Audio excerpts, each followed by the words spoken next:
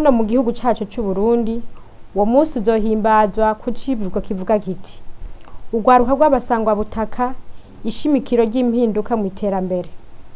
Leta y'u Burundi ntiyirengagiza umuntu n'umwe mu gutsimbataza no guteza imbere agateka kazina muntu, isoko rya demokrasi n'intwari ibereye.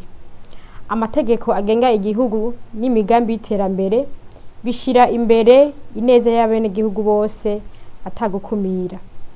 Turashima ko uyu munsi mukuru uhimbajwe mu gihe biboneka ko hari intambwe imaze guterwa mw'iterambere ry'abasangwabutaka mu Burundi, bashirwa mu migambi itari mike y'igihugu na cane cane yo gukomeza umubano mwiza n'iterambere.